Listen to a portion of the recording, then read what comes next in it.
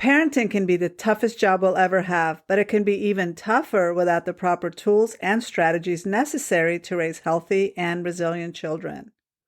Welcome back to another episode of the Mental Health Break podcast. Today we address the challenges of raising children who are struggling with disruptive behaviors.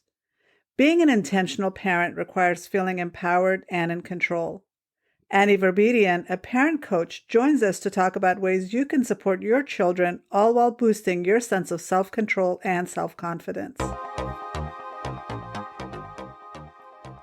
Hi, I'm Dr. Nafisa Sikandri, a licensed clinical psychologist specializing in anxiety-based disorders. It wasn't that long ago that I struggled with my own anxiety and had no idea how to manage it. But now I have control over my anxiety and overall mental health. I created the Mental Health Break podcast to give you simple, actionable, step-by-step strategies to help you do the same. Mental illness can cost you time and money. Ignoring your symptoms will only make the problems worse. Taking time out of your busy day to dedicate to improving your mental health can lead to long-term health and wellness. In this podcast, each week you'll learn tips, tricks, and proven strategies to help you regain control of your life, all while prioritizing your mental health. If you want to improve your life, regain control of your mental health, and feel empowered, you're in the right place. Let's get started. Today's episode is brought to you by the Transforming Anxiety course, an online self-paced anxiety course to help you manage and control your anxiety from the comfort, privacy, and convenience of your own home. Learn how to transform your anxiety in just 6 short weeks. Course registration is now open. To learn more, visit transforminganxiety.com/course. Today, I'm joined by Ani Varbedian, a parenting coach specializing in disruptive behavior in children. Let me introduce her briefly before I bring her on. Ani Varbedian is a licensed marriage and family therapist and parenting coach with over 15 years of experience working with children of all ages. Ani started parent coaching in 2010, but also has experience working in the schools with students dealing with disruptive behavior at the elementary to high school levels. In addition to her work in schools, Ani also has worked at the Pacific Clinics and has been trained in several evidence-based practices such as trauma-focused cognitive behavior therapy and parent-child interactive therapy. Ani is currently in private practice and specializes in working with parents dealing with defiant and disruptive behaviors, as well as skill building for teens and tweens. Let's bring Ani in and welcome her. Hi, Ani. Thank you so much for being here and joining us. Hi, thank you so much for having me. I'm really excited. So I just briefly shared some background information about your experience, but you have experience in so many different areas. So can you tell us a little bit about your specialty as a parent coach, and then also your work in supporting parents that are dealing with defiant children? Sure. So I'm a marriage family therapist. I've been working with children my entire career, children and parents my entire career. I've been trained in and certified as a parent-child interactive therapist. And the way I focus and support parents is really around helping them see what they're bringing to the table in regards to kind of how they're contributing to what's showing up in the situation in conflict with their children. So it's a big piece of it is really around working with the parent and not so much the child, because when we see ourselves as parents and what we are bringing and the energy we're bringing to what's happening, and we start shifting that, it really helps transform the relationship with the parent and the child, and then naturally you start seeing changes in the child. So when it comes to, your question about parent coaching, that's really what it comes down to, is me helping them look at what their triggers are and what specifically about the situation that's triggering them, and then helping them, step back and pause for a moment so that they can deal with the situation more effectively. And then in regards to working with kids with defiance and tantrums, it's the same thing. Again, it's really working with the parent on recognizing and looking at the situation that's at hand. So, tuning into their child and looking at going, okay, what specifically is going on here, and why was their child, why were they triggered, right? And what's causing the situation. So again, taking a pause as a parent. And another reason why, we talk about, pausing and stopping for a second is modeling for our children, when we're in that difficult situation, it's important for us to just stop for a minute and take a breath so that we can deal with the situation more effectively. So I hope that answers your question. It does. And a lot of times we ourselves have our own issues to work on. And I know that children push our buttons like we didn't even know we had buttons. And if we're not aware of them, and if we're not uh, aware of our own issues and our own triggers, we can take that out on the children. So it's really important to work with them and help them understand that. But I also Yes. noticed that you used to work in the schools, and I used to work in the schools as well. And I know that dealing with behavior issues in the school is really difficult. So, what are some of the difficult behaviors that you used to deal with at the school, and then how did you address them? Sure, yes. So my initial experience before I got licensed was at elementary schools and high schools in Pasadena and Glendale.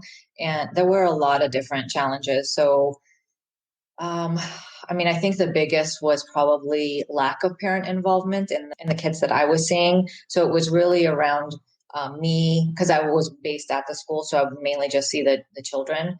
And there wasn't as much support from the parents, and I didn't get an opportunity to really work with the parents as much because there was lack of engagement in that area. So I don't, the child was there. So I really got to work with the child and provide them with the tools. And it was a lot of, anger, a lot of depression, a lot of anxiety. So when we're talking about anger, the reason why anger shows up in children is, there's a lot of different contributing factors, right? When, there is lack of parent involvement. And when I say lack of parent involvement, what I mean was, it was a lot of the parents they weren't given the tools. And they also had a lot of challenges in their own life that they were struggling with. And so I think that, the challenge to try to get them engaged, to see their contribution and what's happening, and provide them with the tools was a little bit challenging in working with the children at the school-based programs that I was in. So there was really around helping the children with anxiety and depression and giving them strategies and tools on how to deal with life. And peer conflict was also a big deal at school as well, because there was a lot of bullying going on. So helping and managing, like, how they can handle when they're being bullied. And then I would work a lot with the teachers and giving them, strategies on how to handle specific situations that are coming up in the classroom. So it was really more about working with the child and the teacher at the school, and less with parents while I was at the school-based program. I tried to engage the parents as much as I could, but it was, in my experience, that's kind of how it was while I was at the school-based programs. I used to have that struggle as well. That's why I appreciate working in private practice, because I do have access to the parents and I can really support them and help them. But working in Yes, the schools and providing that support was very difficult, right? Because you can't control the environment, the yes. classroom or the home. Exactly. And that's another reason why I love private practice as well, because all of my clients that I work with, parents are very involved, and you see the difference. I mean, it's a drastic difference. Well, I think it's a learned behavior. That's what I need to convey to the parents, is that you can learn to be a good parent. It's not Yes. an intuitive thing that you're born with. These are Mhm. skills that you have to learn. And if you don't know, if you don't have the skills, then gain the skills, go to a therapist, Yes. find out and train yourself. So, but also I Yes. wanted to talk about the teens that right now, because of COVID and school closures, suicide levels are going Mhm. up with the teens, and a lot of them are having a really difficult time with homeschooling and not having access to their friends. So, how do you support teens that way? Because I know you have experience with teens and tweens as Mhm. well. And so, what are some specific suggestions that you have to help the teens right now cope with what's going on with school closures Yes. and lack of access to their social connections, and then just this whole issue with suicide going up? Yes, and that's such a great point. You're right. I mean, the suicide rate has definitely gone up as a result of isolation, and kind of for them not to be able to see their peers as much. And the other contributing factor is because they're not able to go out and socialize as much now, social media and like their devices has been their go-to, right? I mean, they're using their devices all day long, and they're on social media all day long, which that in itself is very impactful in regards to the way that they see the world. Social media really skews their perception on what the real world really is, because social media is not a good determining. That's not how we determine what the real world is about, because most often what we're posting on social media is all things to get attention, and there's a lot of negative comments that they also receive on social media. So the way I'm supporting the teens, the teens that I'm working with, I also meet once a week with their parents. So I help provide the strategies and tools that I'm working with the teen. I also help the parents and kind of reinforcing it with them at home. But a big piece of it is helping them with their mindset and helping them with their thoughts in regards to how to strengthen their sense of self, their confidence, their seeing how their thought process does impact kind of how they're feeling in the situation and the choices that they make. Right now, one of the blessings, to be honest, in having the opportunity to continue working with these teens is because there's less distractions possibly, I'm able to really hone in and focus on strengthening their skills and strengthening their ability to learn strategies on dealing with challenges and conflicts that occur in life. So it's really around focusing on their mindset. I use a lot of positive reinforcement, a lot of affirmation. I teach the benefit of mindfulness, the benefit of meditation. And it's a lot of practicing of like looking at noticing what's showing up throughout their week, and for them to be able to really tune in and check in with themselves in regards to what's triggering their anxiety, what's triggering their depression. So, in addition to COVID and shelter in place, the teens and tweens are also dealing with so many issues regarding hormones and puberty and bodily changes and just accepting themselves and just conforming to what everybody else is doing. So, when you're talking about giving them skills, you're talking about coping skills, right? To deal with the Yes. difficult situation. So, what advice do you have for parents that have that deal with kids or teens that are dealing with these emotional highs and lows, regardless of COVID? Just this is what a lot of teens go through, Yeah. and I have a teen. So, what advice do you Mhm. have for us parents in Yeah. dealing with those emotional highs and lows? Well, I think the big piece is first as parents, and I'm a parent, so I completely can, say that at times I struggle with this myself, is we don't want to see our kids suffer, right? Like we want to go in there and make it better for them and we want to fix it. And we struggle with sitting with the emotion. And the first thing I would say as a parent, and as also a suggestion for other parents, is it's important for us to be able to sit with our discomfort or our struggle with seeing our child in pain, while at the same time then also just sitting with them in their pain. Because if we rush to trying to fix it for them and make it better for them, it misses the opportunity. There's so much that gets lost and missed in that moment. We miss the opportunity of acknowledging that what they're feeling, because we're trying so hard to fix it and brush it off and make it better so that they don't feel sad. We miss the opportunity of allowing them to work through their struggle, and allowing them the fact, actually giving them the space and making it okay that, you know what, you feel sad about the situation, or you feel angry about the situation, or whatever the emotion that's showing up, right? So the biggest takeaway I really would say is sitting with your child in whatever emotion that they're experiencing, and let it riding the wave with them. Now, and validating, right? When we're validating in their experience and their emotion, and then after that, right, once that has passed, then it's really sitting with, okay, well, let's look at what happened. Let's look at how we can work through this situation, and then working on the problem solving, then working on, the coping strategies of like, okay, well, what have you used in the past? Like what works for you? Talking to them. I think, we rush to trying to make it better, that we don't give space to really see that our child does have a lot that they can, their children are amazing. I mean, we as parents, learn so much from our kids, and it's really a collaborative process. So that's kind of what I would say, really sitting with it and giving the space for whatever's showing up, being okay with it without trying to fix it, and then going into let's figure out how to work together to learn from this situation. But I also, the working together could mean sending your kid to a therapist. I mean, I really admire Mhm. parents that contact me and say, my child is really struggling. I don't know how to help them. And, Yes.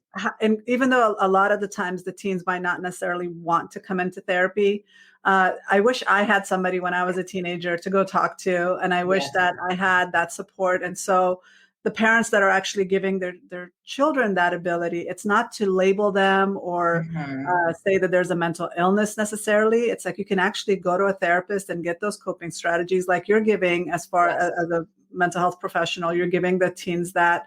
But also, what role do you think that excessive screen time is playing in the emotional ups and downs? I had a parent contact me that she had a really hard time setting limits to her for her son. He was becoming emotionally abusive when she would make him turn off the screens, and Hmm. she couldn't do anything about it because parents are so afraid that if I set limits, I might lose my child. So, do you deal with children like that, and how do you support parents that are struggling with that? I do. And I think that's such a great point because I mean, I want to, when you say parents are scared to set the limits, I think that's really the biggest piece is fear.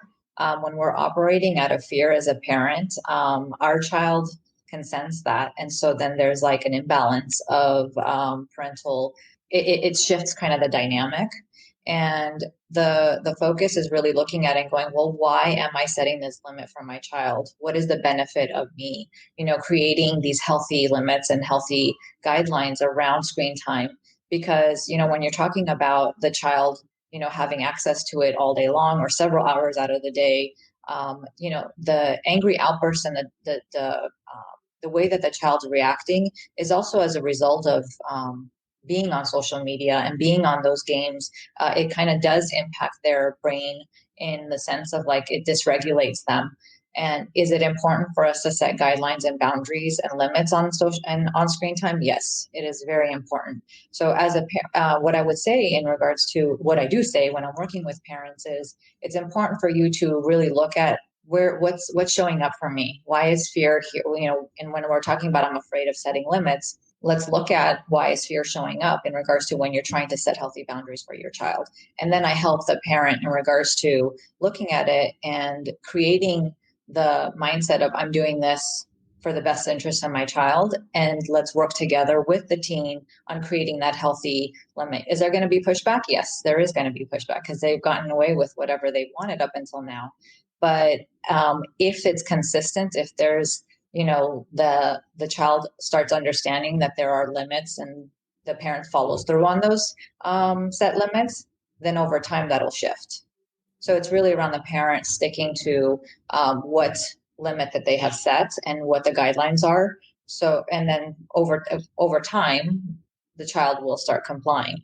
Oh, and there will be pushback at times, right? Which again, staying consistent as a parent with why you're doing that. What is the benefit of setting those, screen time limits? Well, what I tell parents is that we have to be their frontal lobe because their frontal lobe isn't fully developed. And so teens want to push the Yeah. limits and want to do a lot of things. It's like you can't just leave a kid in a candy store and then expect them not to eat everything in the Yeah. store. You have Yeah. to set limits and give them the amount that they are allowed. But a lot of parents just don't feel comfortable doing that. But also, I'm noticing that the kids that are struggling the most are possibly depressed and they're getting that chemical hit from the screen, the social Yes. media or the games, and they're isolating themselves. They're not eating well, they're not sleeping, their routines are completely off. Yes. And so for a lot of parents, they'd rather not fight than to enforce that because like you said, there will be that pushback. Mm-hmm. And so, how do you support the parents and staying strong with the pushback? It's one thing to say be consistent, but a Mm-hmm. lot of parents are just tired by the time the Yeah. kids are teenagers, and they're Yes. just. It's a lot easier to let them do whatever they want, but they're not realizing the long-term consequences. I have a lot of Mm-hmm. patients whose kids are in their mid-20s and they're still not doing anything with their lives because they never really learned Yeah. discipline and structure early on. So, can you speak to that a little bit? Yes, of course. I think that's a great point.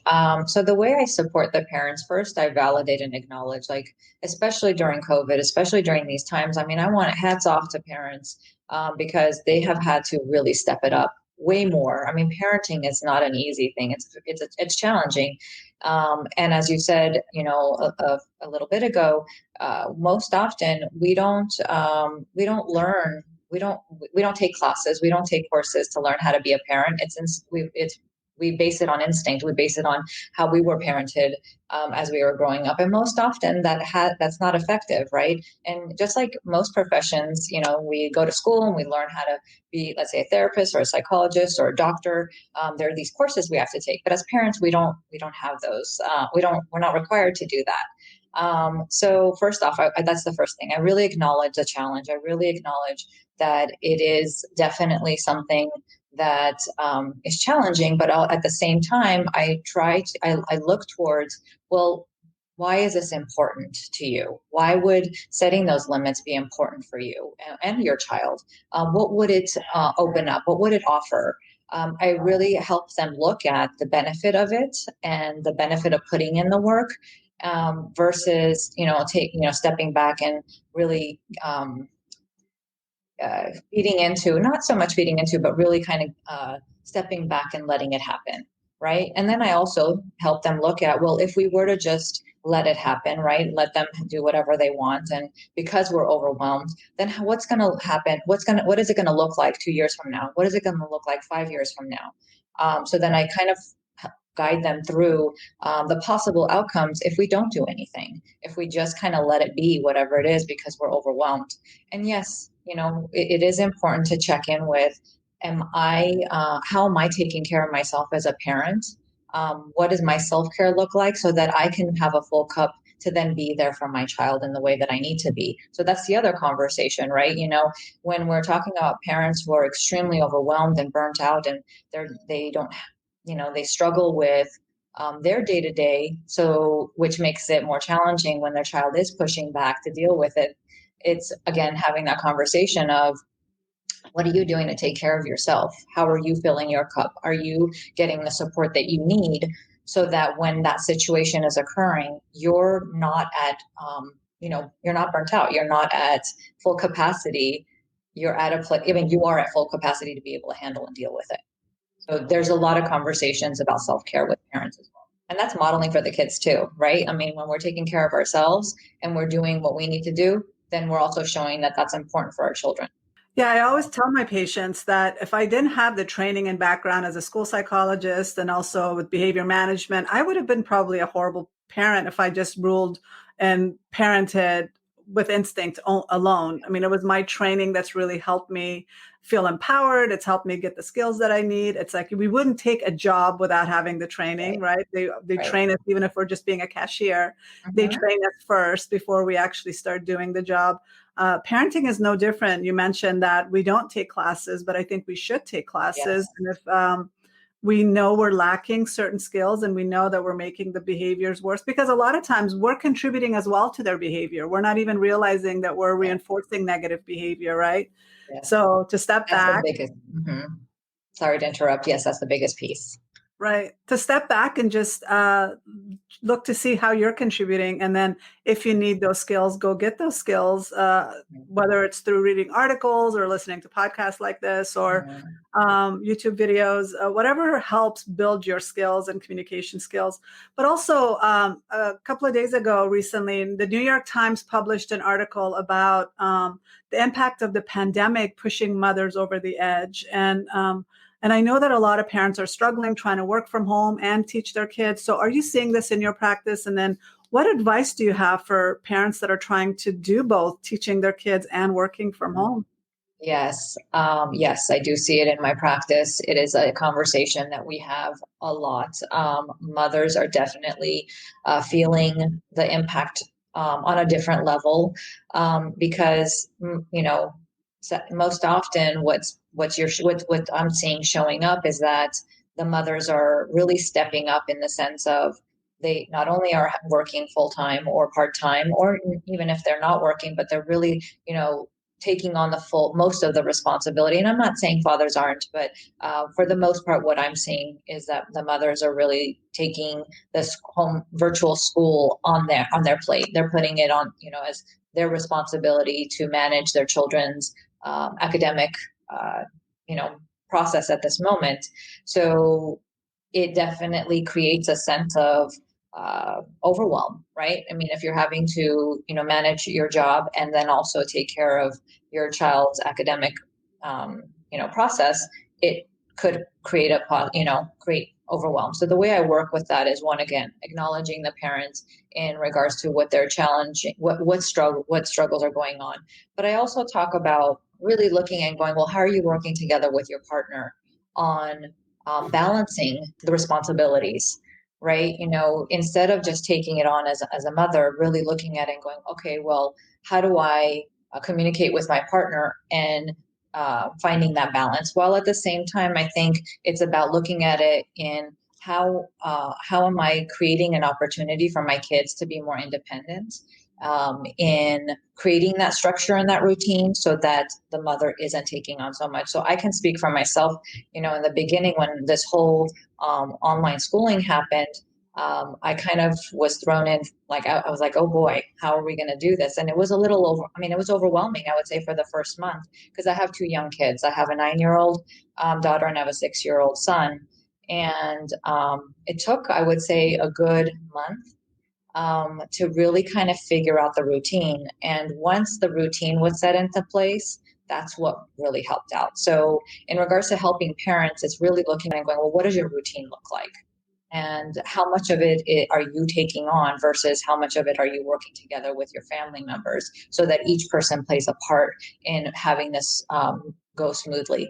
Now, is it still going to be overwhelming? Yes, could be, right? There are days that are going to be better than others, but for the most part, it's, really finding that support as much as you can so that you're not fully taking it on completely. It comes back to self-care again. If we're taking care of Mhm. ourselves and we're making sure that our cup is full, we're not going to be so reactive. Right. But I know Right. for a lot of parents, they don't have the support system in place. They don't have the break that they need. And there aren't any vacations for us to look forward to, right? Right. That Right. break that we wanted. So we're at home with the kids, with everybody 24/7, and it can Mhm. be really overwhelming. Are there some suggestions that you've made that have been helpful for people that really don't have that support? What are some things they can do to break up the time or their responsibilities so that they are filling themselves back up, and then they Mhm. can get back to doing their job as a parent and their work outside the home? Yes.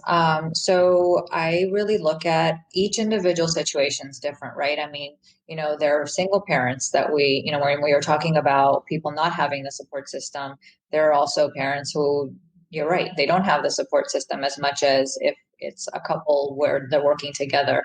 So when I'm working with single parents, most often it's really looking at it and going, okay, well, what does it look like for you in regards to self-care and also expectations, right? So sometimes our expectations need to kind of come down a little bit for right now. Do you want your child to be performing at excellent level academically, or do you want them to be focused and sitting down the entire time? It's around really day to day tuning into what's happening so that you can, and also looking at your expectations of yourself and your child to manage the situation more effectively, and tuning in that moment of like, okay, is my, am I almost at my wit's end here? Do I need to step back for a minute? Do I need to take just a few minutes to myself and take some deep breaths? Because sometimes it really just is just a pause, just a moment. Like, let me just breathe just for a second, so that I can, respond to the situation more effectively. One of the people I admire so much is Dr. Shafali. And one thing that she says is, for people to take a conscious pause, right? And what that means is, let me just stop for 1 second and pause, versus reacting to the situation because of my own triggers, because I'm feeling overwhelmed, because my expectation is that, look, I'm working so hard and I'm doing my best, and you're not being appreciative of the situation, right? So that's our stuff. So in the moment, it's just to take a pause and take a breath. So if there isn't that support system, it's about tuning into yourself and looking at how much you're taking on and what parts we can kind of step back from, and really use our coping strategies in that moment to calm ourselves down so that we're more effective when things are happening. When you were saying that, I was thinking that if I was in that situation with little kids and I had to work from home, maybe set it into my time, into my schedule to maybe all of us lay on the ground and just maybe do some yoga stretches or just a Yes, 10-minute guided meditation, yes. maybe a little drawing activity together or going to the park really quickly and going for a Mhm, drive and then coming back so that mhm. everybody's recharged and I love that it. negative loop is broken. Yes. And that's one thing that I do with my kids whenever I notice that especially my son, because I think homeschooling is as effective as it's going to be for him, but he has a lot more energy. So we break out the day a lot. And I have in my day planned out of like go outside and run around, go outside and throw the ball. My son and I do meditation in the morning together. And that helps him. So it's again tuning into your child and really looking at like because every kid's different, right? And it's really looking and going, well, what are their needs here, and how do I work accordingly with that, including my time, right? I have to kind of figure out how to balance that out as well. Well, I think this whole situation has made us appreciate teachers so much more. I mean, God bless the teachers for having to do this. And not just with a couple of kids that we have at home, with like 38 kids, 40 kids, every single day doing it day in and day out. So God bless the teachers. And I think they do an amazing job. Um, Yes. it's made us appreciate them more. Yes, I want to say one more thing just in regards to how certain parent about our expectations of our kids. I think initially, just to share about myself, like I expected my son to sit at his desk the entire time and like do his work. I mean, he's 6, so that's kind of an unrealistic expectation to have for a 6-year-old. And now he's figured out on his own and how what works for him. Like sometimes he's standing at his desk, but he's still listening. Sometimes he has his like Play-Doh that he holds in his hand, but he's still listening. And so really as a parent, it's really looking at it and going, okay, that expectation of sitting down like this, listening the whole time is not going to work right now. Like we have to think outside the box. We have to be okay with some flexibility here. So Well, a I think lot of that's important. schools Sorry about that. A lot of schools have figured that out and that they have bouncy balls that they can sit in. They Mhm. have wiggle seats for kids, all these accommodations. They allow kids to get up and walk around. Yes. I know that can be really disruptive in a class of 20, 30 kids, but there are classrooms that have figured that out. And I think we need to learn from those classes and incorporate some of that for our kids at home when they're doing homeschooling. Like you said, they don't need to necessarily sit up in their hands in their Yes. desks and look. Yes. There's different ways to learn. Right. Yeah. So, you also have training with treating children with anxiety and depression. And I know that children, really young children even, express anxiety and depression differently than adults. Can you speak a little bit to that and share some of the symptoms that you see that are maybe different? And then how would you work with parents and the kids that come to you with anxiety and depression? Sure. Yes. I would say most of my caseload with clients probably is predominantly anxiety. I mean, there's depression as well, but I would say a big piece of it is anxiety. Well, in children, anxiety shows up a little differently in the sense that it could come out as defiant behavior. It could show up as tantrums. It could show up as fear, right? Of like, when actually not show up when the child's afraid, let's say to go to sleep at night because anxiety shows up a lot at nighttime.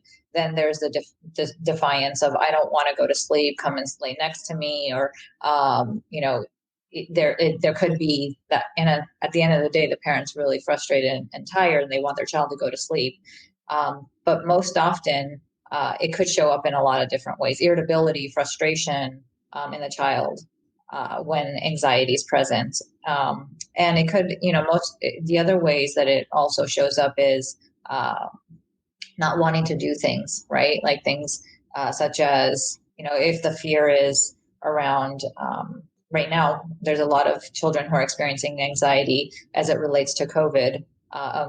Is my family going to get sick? Are we going to get sick? If I go outside and play, am I going to get COVID? So a lot of it is really then contributing to isolation, right? More isolation. Like, I don't want to go outside. I don't want to go outside and play.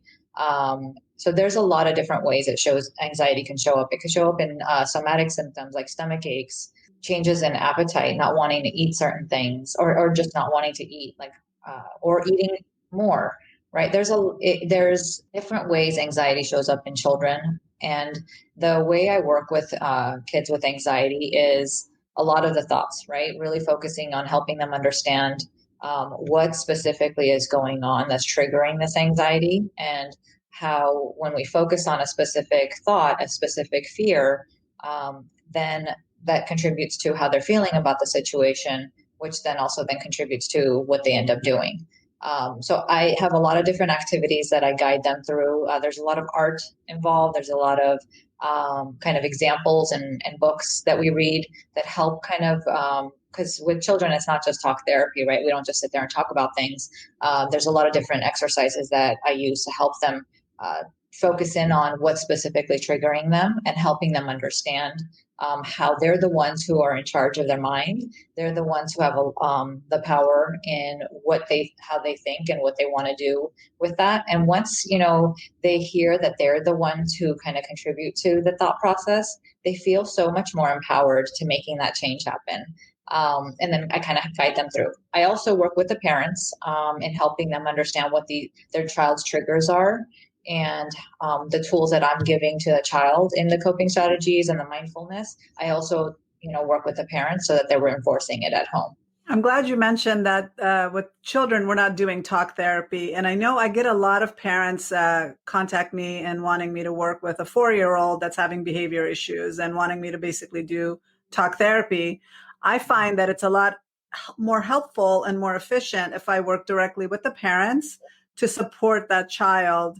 I know I don't even need to see the child ever, really, because I'm really supporting the parents and helping them and reinforce certain behaviors. And so do you work with little children, and what is your approach? Maybe it's different than mine.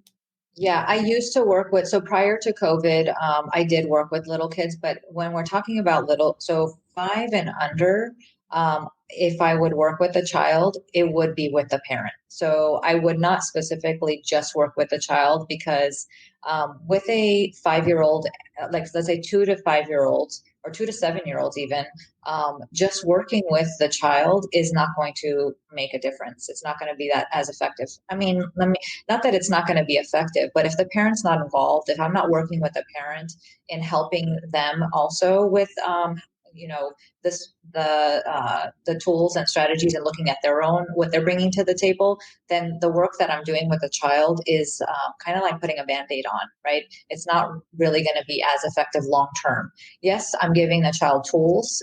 Yes, I'm helping them look at how they can help, coping strategies and problem solving. Those are all things that will be effective for them, but it will be short lived, because if the parent's not involved, right? If the parent doesn't have the same tools, then it's not going to be as effective. But I do so with younger ones, I do a lot of parent-child interactive therapy. And what that is it's coaching I'm not working with the child, I'm working with the parent. I'm teaching them effective strategies in the moment during play with their own child. So I'm not the one playing with the child. I'm standing back and really providing the parent with effective strategies that they then in that moment as they're playing with their kid implement. So you also have experience in disruptive behaviors and behavior disorders. And given that a lot of these young kids are probably dealing with anxiety, they're probably dealing with depression, and so their behavior is showing up that way. Can you kind of explain what behavior disorders are, or what the definition of a disruptive behavior is? And then how would you support parents? Because you do have experience in that. I don't want to waste that. So I want you to give us some advice for parents that are struggling with kids that really are defiant, oppositional, just a lot of tantrums. What are some, could you describe that a little bit? And then also, how would you support the parents? Sure. Yes. So when we're talking about disruptive behavior, it shows up as disruptive behavior, but really underneath all that is the emotion, the sadness, the frustration. So it gets translated into defiance. It gets translated into acting out and being disruptive. But really, we need to go a little bit. We need to tune into our child at that moment and look at, why is he or she acting this way? What specifically is going on that the tantrum just occurred? For most often, my experience with defiant behavior, working with defiance and oppositional behavior, there's the underlying issue is what we need to look at, not so much the behavior. It's being translated in that, like the child, sometimes even, I mean, the little child, let's say 2-year-old or a 4-year-old, they don't have the emotional intelligence to say, well, I'm feeling frustrated right now because the Lego set that I was building just fell down, or my brother or sister came down and knocked it down, and now there's crying and screaming and yelling and hitting each other, right? But about really tuning in and looking at, well, why is this child crying and screaming? Why is it they're expressing it that way because that's what they know at that moment. They know how to express it in that way versus verbally expressing it. And the other piece of it is, when as parents, if we focus on the negative behavior, and the more we focus on their negative behavior, the more that starts reinforcing in the child, well, I'm getting attention for this. So, our children want our attention often. And it doesn't matter to them at that point if they're getting negative attention or positive attention. So it's really looking at it and going, well, at what point am I paying attention to my child? If it is when they're acting out and they're being disruptive, well, it's really putting a lot of attention and focus on the behaviors you don't want versus focusing on the behaviors we do want. So we want to be able to shift that. We want to be able to look at and go, okay, how am I tuning into my kid when they are misbehaving, so that I'm able to take that pause and appropriately respond? And how often am I praising and acknowledging the behaviors that I do want, so that I can reinforce those and help those show up more often? And that's basically what I was talking about, as far as we're inadvertently reinforcing negative behavior without even realizing it. And so it's important to pay attention to the role that we're playing. And one of the things that we can do is just observe our kids without any interaction from us, to see how are they regulating themselves without us jumping in.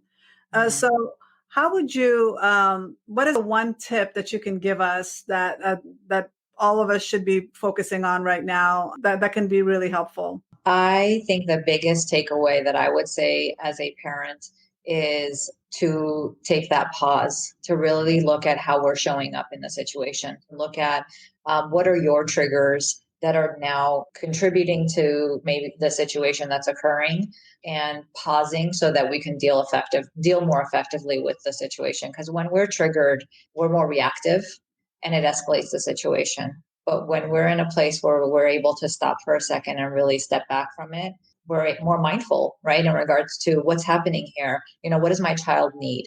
So connecting with them. One other thing I would also say aside from that is connecting with your child before trying to correct anything.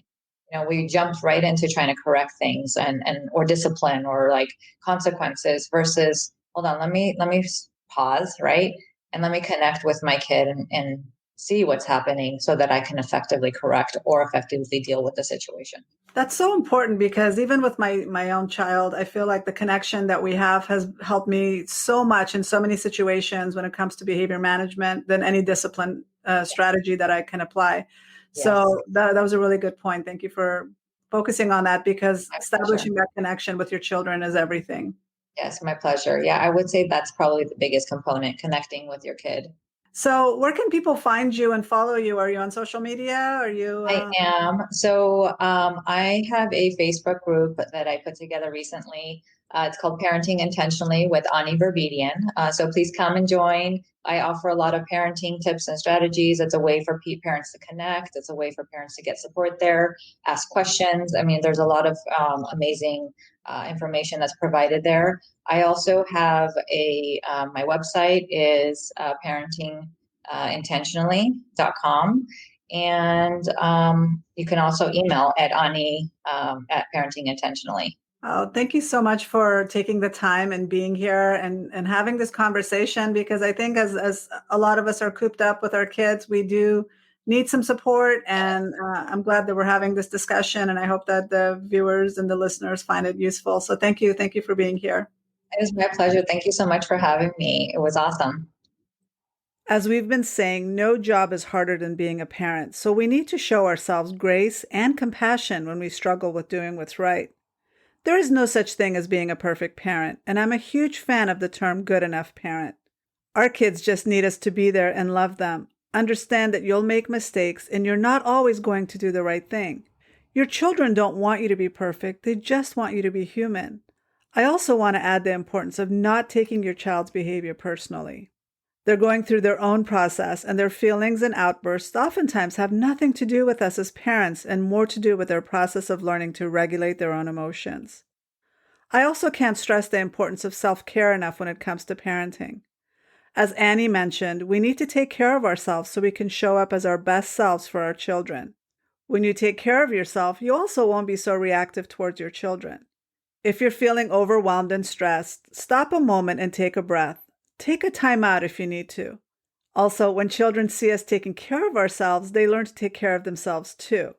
If you're interested in learning some simple ways you can start taking better care of yourself, I have a great free downloadable PDF guide focused on just self-care.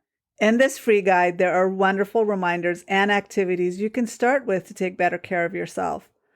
To download your free PDF guide, visit transforminganxiety.com/self-care. To learn more about Annie, please visit transforminganxiety.com/09. While you're there, go ahead and leave me a comment about this episode. I'd love to hear your thoughts.